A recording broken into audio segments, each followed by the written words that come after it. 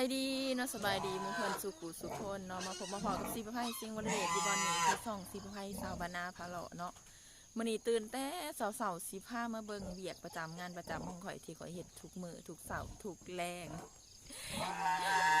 เสียงอยู่ข้างหลังนี่แหละพี่น้องเอ้ยสนั่นหวั่นไหวอยู่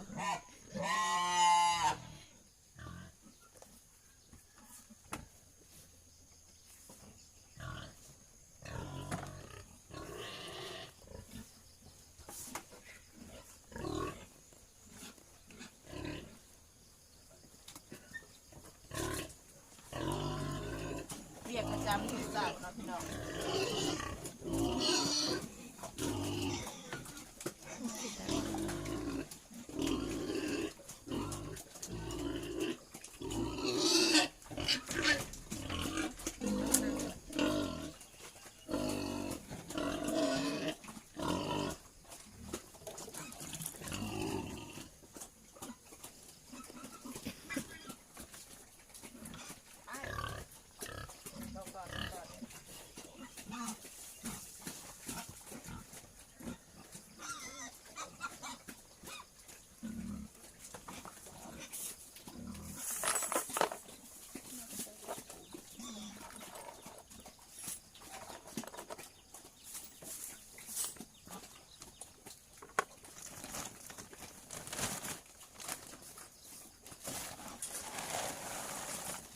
อันนี้คือหัวอาหารนะหัวอาหารบำรุงน้ำนม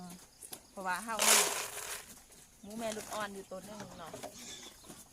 แซ่เพิ่นกินเพื่อบำรุงน้ำนม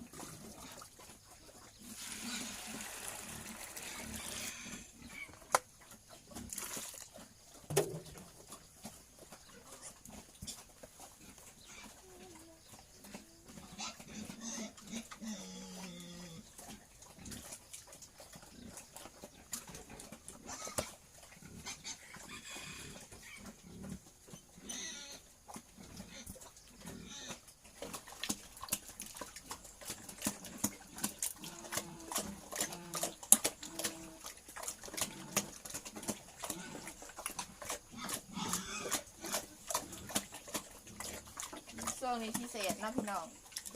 ให้กินต้มบอนแน่เพราะประหยัดต้นทุนไปน้ำช่วงนี้ห้ามมันแพงแห้ง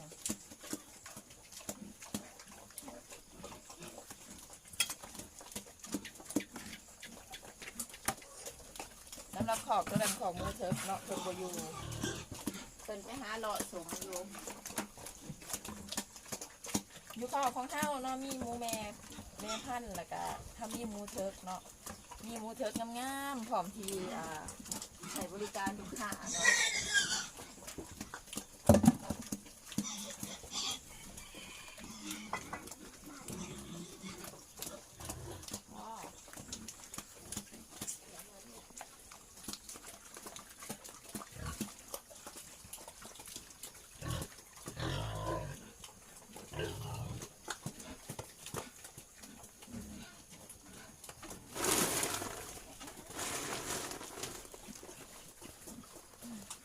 ลูกมันเลิกเดือนหน้าเลยเราบอกอาหาร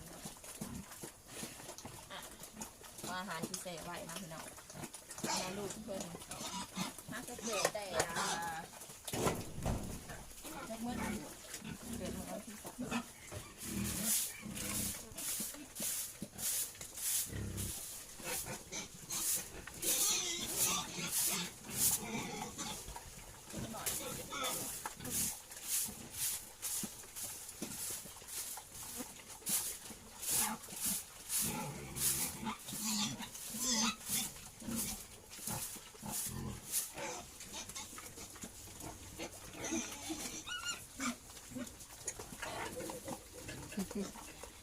บ้างให้อมแน่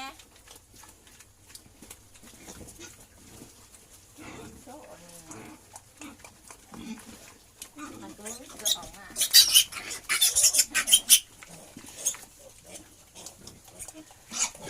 อันนี้ขึ้นมูหน่อยแล้วพี่น้อง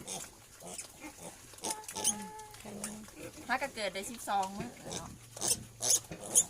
แม่มาทำในเรียหายถ้าได้กินหัวอาหารกินเป็นแม่ ช่วงนี้หมูหน่อยก็เป็นราคาสมควรเนาะออกนมนี่แม่นนี่คงรับซื้อประจำเลยตัวละ 2,200 บาท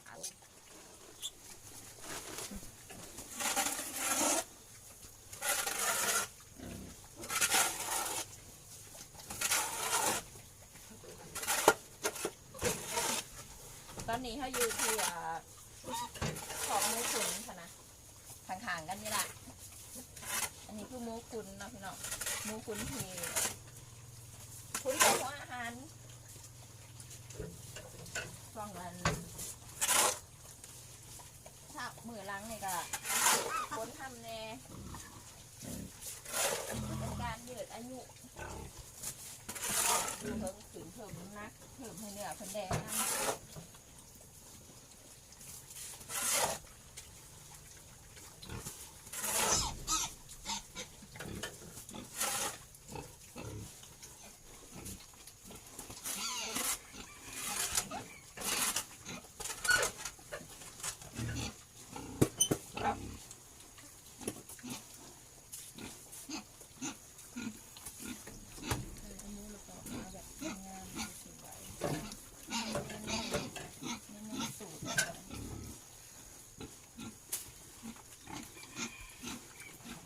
ำไก่จะได้ปล่อยแล้วเนาะพี่น้องเป็นว่าอีก3 มื้อ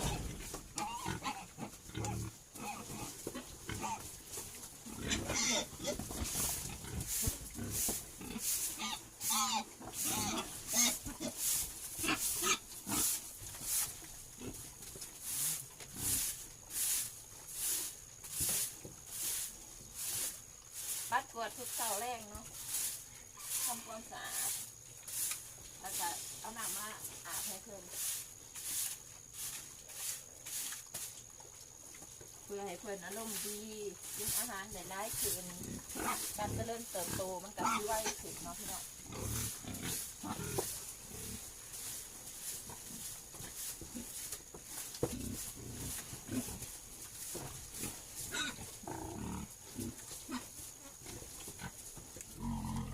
เหมาะในการเป็นแม่พันธุ์อีดีนะพี่น้องใหญ่ตุ้ยถ่ายคนนี้ก็ดีหรอแท็กเอาไว้ดูให้ปานว่าไว้เป็นอย่างคือบ่เอาไว้ เอ้าหน่อยนักได้สิได้ตัวงามขนาดมันมีอันนี้ตั้งแต่ปีละ3 ปีก่อนจะมีแบบนี้แต่ก็ห้องก็เห็น